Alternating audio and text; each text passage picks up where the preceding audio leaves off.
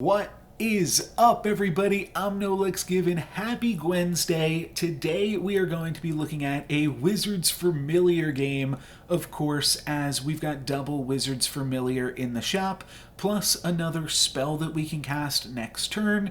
This one is pretty straightforward. I do try to highlight some more interesting ideas with my GWENsday content in general, but I haven't just shown a Wizards Familiar Gwen video on the channel, at least not for a little bit, so I wanted to showcase how strong that can be too, and this game is not going to disappoint. It is going to be a super high roll for Gwen, as you can potentially already tell by the thumbnail. So we'll pick up the Wizards Familiar and the Magic Research, and we're off to the races. A 6/6. One of the reasons that you do this strategy, that you Knighthood the Wizards Familiar, is because it gives you an early game strong unit and ensures that you're not going to be taking damage on the first turns of the game. Another way to play this could have been to not pick up the Wizards Familiar, but instead to pick up the Kitty Cup Purse and cast the Magic Research on that and start to gain some coin as well and start building your lead in a different way that isn't just stats on the board. But I figured I'm probably already going to be casting some spells because we have this Wizards Familiar, so let's take that, and we are blessed by being able to pick up two more. So let's snap that up and see what we can find. And you know what? Spinning Wheel is probably going to be a good treasure for us. I'll take the Forbidden Fruit just because it's going to give two of my units +2/+2. Now this is an interesting turn. I could have locked the free roll, and that would have given us, again, 0 coin +2/+2 for two of our units, and probably would have been powerful enough. Then I just, maybe I buy the Humpty, buy the free roll, and then buy any 3-drop that exists in the shop. But I wanted to potentially have just a little more option for my turn. You can see me slightly considering it, or at least making note of it at the end, but I don't think it's going to be super necessary, and maybe we can find some other things to do with the coin. But again, the main reason that you do go for the early Wizards Familiar, or in our case, early Wizards Familiars, plural, is because there is a lot that you can get from these early game stats, and one of those things could be gold. We got the spinning gold. One of those things could just be health, and another one of those things could be the flexibility to purchase early XP, and that's exactly what we're going to make use of this one. We buy the trash can and then also take that Humpty Dumpty so that we've got some additional stats. I think one of the reasons too that I will mention is that we didn't lock last turn is we actually, I forgot, had the +1 gold from the spinning wheel, so we could have bought 2 3-drops in that shop, and that of course would have been worth it. So just wanted to give myself the opportunity to potentially find that, but that isn't what we're going to go with here. And this Horde Dragon is actually quite strong and actually going to take us out. So we're going to get slightly punished, taking 6 damage from that Horde Dragon, but we still have a really strong board, and we're still extra gold each turn too. So what I want to do now is use these stats that I have and try to generate them into even more gold, which can potentially be even more XP or more shots at treasures or just more strength down the road. Now, I won't say that I had too much agency in this pickup, as this shop only had 2 level 3 units, and both of them give you econ with the Lucky and the Ogre Princess, but hey, it's going to work out really great for us, allowing us to get some additional econ and carry that hopefully later into the game. This APOC having some XP of their own, but they're also going to lose their egg and take 9 damage from us, so we are able to punish this otherwise undefeated APOC, which is pretty nice for us. I will take another Ogre Princess now and then roll, and potentially should have considered casting the Stone Skin there, but I did want to roll for at least, if there was a good 4-drop, I could have sold the Fanny and picked up the 4-drop. I do think that the Ogre Princess is probably worth pursuing, but did want to give myself an out in terms of finding some potentially good tier 4 units. So what's going to be really good for us right now is Monster Book. That is just when it dies, going to give 2 of our units +2/+2, in addition to casting a potentially relevant combat spell that could also help to sway the tide. So definitely interested in finding some monster books on this next turn, and we'll still have the extra gold from Spinning Wheel and Crafty to potentially allow us to get us there. And Pup is a unit that I think is really, really strong, or a character that I think is really, really strong at this stage of the game. Unfortunately, not going to be stronger than a Gwen with double Wizard's Familiar. I mean, 15 or 14, 18. That's just super great. And even better, we're going to be able to pick up a crystal ball. So that is going to be wonderful for us. And we also get to buy a monster book. So just like almost a perfect 4.1 here, actually 4.0, but a 4.1 that allows us to just get an insane amount of stats. Monster Book and Crystal Ball are definitely the ideal things that we are looking for. And now, the Spinning Wheel, the Ogre Princess, the Lucky, these things are going to function for the time being as our hat. Hat Ball does need the ball, but that hat is kind of subjective. It can be a horn plus a mimic chest. It can be an Aeon. It can be Kitty Cup Purse. It can also just be Spinning Gold plus Lucky plus Ogre Princess. And those 3 combined are going to get us a little bit of econ so that we can still continue to gain power and buy some minions, but also freely cast some spells and continue to just outscale our opponents for the rest of the game. This isn't always how you have to play Gwen, and especially there is not really a need to pick up the crystal ball, but the monster books are good on Gwen, as well as being good on like Merlin when you're just playing that in general, but definitely on Gwen when you go this Wizard's Familiar route. And I did think just for that reason it could probably be interesting to showcase this game and just be able to talk about, well, what are you looking for when you do play those Wizard's Familiars games. And this is obviously quite the high roll, but there is still some stuff, of course, to be gleaned from it. We will definitely be taking another monster book, and then probably just rolling from there. The Queen's Grace is decent. It only really costs us 1 because we can cast it on the Ogre Princess and then it'll definitely slay. So I do want to pick it up, and that's why I wind up selling off some of my dwarves, because I do want to cast this Queen's Grace on the Ogre Princess. I do think that's going to be good. Could sell both of my donkeys to Queen's Grace again.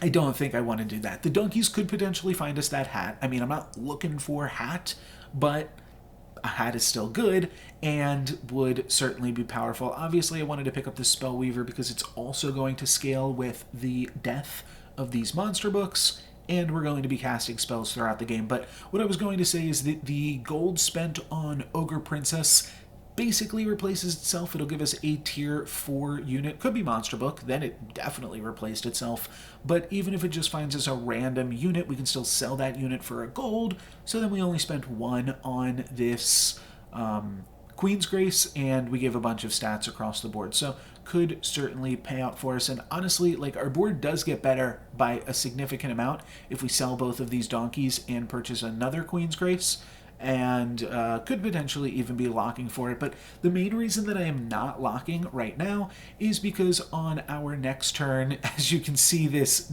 Jax Giant is even up on XP against us.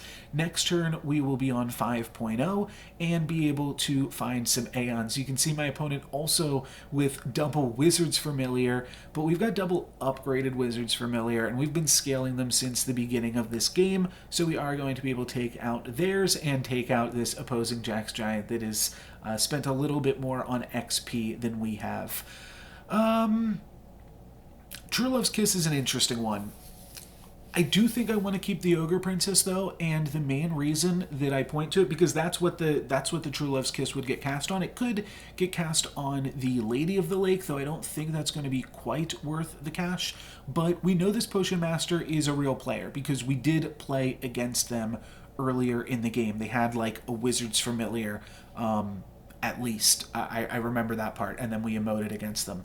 But the interesting thing about that is I want to be able to slay with the Ogre Princess against them. So you'll see I even pick up the Baba Yaga here and am just planning on trying to use this combat to slay, and that's why I didn't want to spend gold on True Love's Kiss, but I also didn't want to spend gold on True Love's Kiss because then we'd be spending less gold rolling for Aeon, and that is something that I desperately want at this point in the game because that's going to give us our hat in a much more efficient way.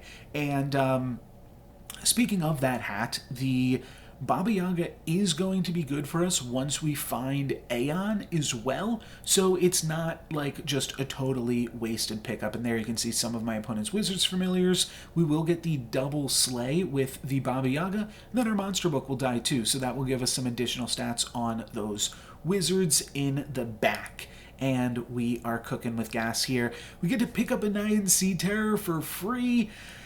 Yeah, that's what we got off of Ogre Princess. We got a pair of Nyan Sea Terrors, so that is absolutely incredible. We'll take Staff of the Old Toad. It will mean that we are no longer going to be able to triple this Spellweaver, but still pretty fantastic. It'll help us find now Aeons a lot easier. I'll cast this Healing Potion just for the stats that it provides.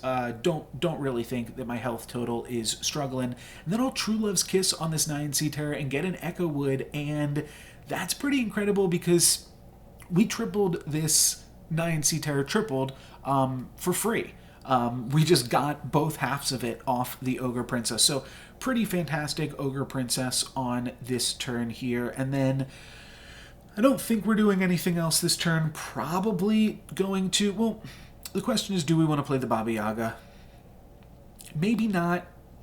Maybe we'd rather just play Medusa and then some Spellweavers or something. That's possibly a little bit better, but I think I might wind up going with this. Again, part of the game is using the power from my early lead to see if we can now generate some econ and potentially generate some more lead with that. We could definitely play a stronger board right here, but I think we're in a position where we can risk it and potentially get some slays on Ogre Princess, and if you look at my opponent's board, it's pretty likely to slay. 2 out of 3 on this attack, 3 out of 4 if we had attacked first. Fortunately, we don't get the slay, but I think that going for it there was still definitely the right call, and you can see we didn't need to be stronger. We're still going to hit this APOC for 12 right before they level up. We can take another pair of Nyan Sea Terrors here, and honestly, it's pretty tempting.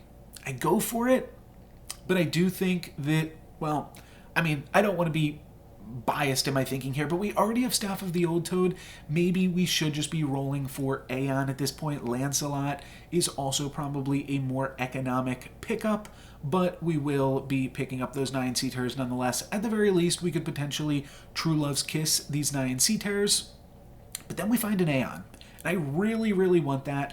I also kind of want that against the Ghost because I just want to have cheaper spells next turn. I'm tired of paying full price for all of these spells, so I'm going to sell down everything, hang on to both of my Spellweavers, and grab this Aeon, and hopefully that can give us some stats as long as we are able to slay. We should be able to slay against the Ghost. It's probably not that big of an ask.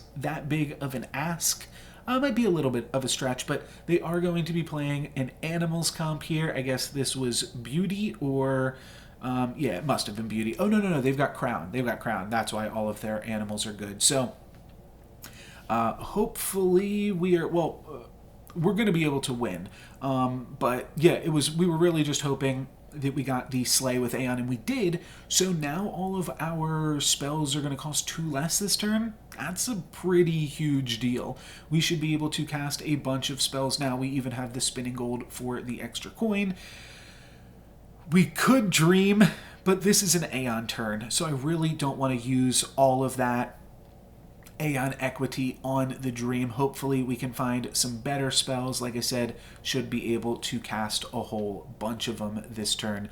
All that we've found so far is a lucky coin, but we still actually have a ton of gold left Fortunately, we can't cast a Sugar and Spice because we sold the Ogre Princess, and with that do not have a good unit, and we can't cast that Sugar and Spice as well. So not being able to cast that many spells, we also don't have a Prince or Princess or a Treant, so it's going to look a little bit dire. But then we find another Aeon along with our first castable spell. So Merlin's Test, we're putting both of these right onto the Aeon, and this Witch's Brew, everything is going onto the Aeon, and then I'll take a Lightning Bolt, and I'll lock the other Aeon for next turn. And yeah, things are definitely, I don't even want to say starting to look up.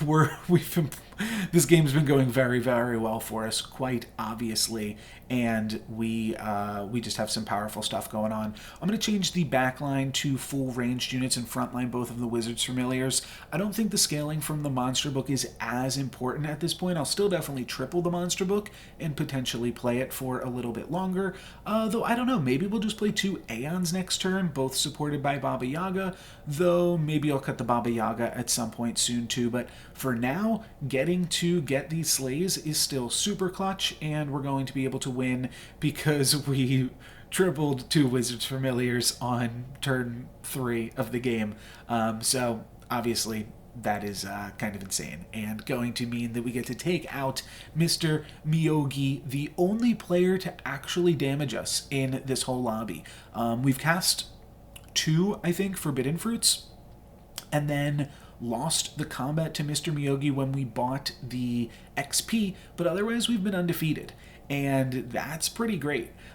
We will pick up the Storm King here, and then we'll go for a Drink Me potion, but there's not really anything in this shop that's worth picking up. Or anything that we can cast. So it's a question of, do we want to Smite or do we want to Fog? And I wasn't paying attention to what my opponent was playing. I guess, did they have a Court Wizard? Was this a Royals player? Either way, the fact that we picked up the Storm King probably means now that we no longer play the Baba Yaga and just decide to play our best board. So that is what we're going to do. And I think our best board's pretty good. I think that we are quite powerful at this point in the game. So what we are looking for here, I mean, if we get, there's a lot of good things. But basically we're going to be rolling for Storm Kings and spells. And we'll also take an Aeon triple if we can get that. That will mean so that we only have to get 1 slay. We don't have to worry about both of our Aeons connecting, which is certainly a little bit harder. But looks like our first Aeon will definitely connect, and then our second Aeon is like a 1 in 3, or a 2 out of 3. And it's going to miss, but you know what, that's fine. We are still huge. Jack's Giant was able to triple their Wizard's Familiar, but I don't think that's going to be enough. We were able to triple our Wizard's Familiar a lot earlier. They do have Ball and Fork as well, but they also do not have any life points, so that is going to bring them out of the game. And then we're looking for, like I said, Storm Kings, among other things. Aeon or Storm King are both really, really good right now because they will allow us to play all of the units that we have, because we can't play the 1 Storm King that we have on the bench right now. So a Storm King triple is absolutely fantastic. We can toss the Spinning Gold and pick up Wand of Weirding. That says the word spell on it, so it's probably the treasure that we want. We'll toss the Spinning Gold, and then let's jump ahead here. Didn't cast too many spells this turn as we spent 12 gold on Storm Kings this turn, and the rest of our gold on rolling, but this was a turn where we only slayed with 1 Aeon, so we weren't going to get too much value out of our Aeons and out of casting spells regardless. So honestly, this kind of worked out pretty sweet. And now can our other Aeon slay? It's going to be 1 off of it, so we definitely would have benefited from some spells. But we're also huge, so I don't think it matters too much. My opponent's Echo Wood is big, but then we've got some ranged units in the back to ensure that we have enough power to take out that APOC. It was close, but we are just barely able to take them out. Could take another Nyan Sea Terror. I think I've learned my lesson at this point and don't want to go for Nyan Sea Terror, but Evil Twin will give us a triple of Aeon. That's pretty sweet. So we're going to go for that, and Mimic Chest is quite good with Wand of Weirding. Now when we cast a spell, we will cast it 3 times. You can see that we cast that Evil Twin twice and got an additional Aeon there. And this, the Fates, is on 20, but you can see half of the reason for that is they have not played us in the longest time. So I wind up rolling and should probably just cast that Spinning Gold there. It would have given us 12, no, would have given us 9 gold into the next turn. I wanted to roll because I figured maybe we can still potentially hat ball, and if we just find like one spell that's castable, then we can find a whole bunch of spells that are castable, and that could be sweet. I'm going to backline my other Aeon mostly because I don't really think that I need it, and if I can hang onto all of my units here save 1, then we can hit my opponent for the full 20 damage. We can actually hit them for 21 damage right now on the current board, so we don't actually need that Aeon to get in there. Maybe that's a reason to backline it, but you can see my opponent probably made some very last-second changes to their board as they had a frontline Ashwood, so it's not going to look super great for them, but they are going to stay alive, so they are happy enough to go down to 5, and then we got one more battle here. Unfortunately for us, though, we did not get an Aeon Slay, so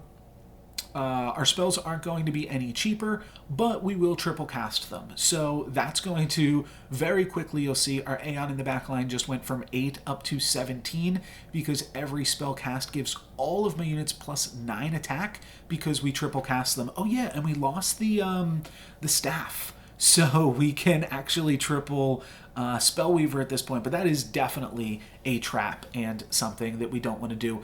Burning Palm seems fine though. That gives just a whole bunch more stats to Aeon, and then I'll roll a Drink Me a few times, and here probably just ending with, well, you know what? I was thinking originally that we would end with the Blessing, but I eventually just decided to go for the Ride of the Valkyrie because that's just going to give everything like a whole bunch of attack because we triple cast Ride, and then we also have 3 Aeon triggers going, so that gives plus 18 attack to my entire board, and then even more to the Storm Kings and Spellweavers and Wizards Familiars in the front. So a pretty dominating game, all things considered. Writing's definitely on the wall here. Like I said, the Fates player only survived as long as they did because they did not have to fight us for a long time here. But we are going to take them down now in a pretty commanding victory. And while this wasn't necessarily a textbook Gwen Wizards Familiar game, I think it certainly showed how the comp can be super powerful early and how you can use that early game power to really, really explode in the late game. Obviously, we also got super lucky, but that's going to happen as well. And you want to set yourself up well for when you can get that lucky along with that Ogre Princess and the Spinning Gold and start to get some additional cash that way. So that's going to be it for me for this one. Thank you guys very much for watching. I'm NoLucksGiven. Peace.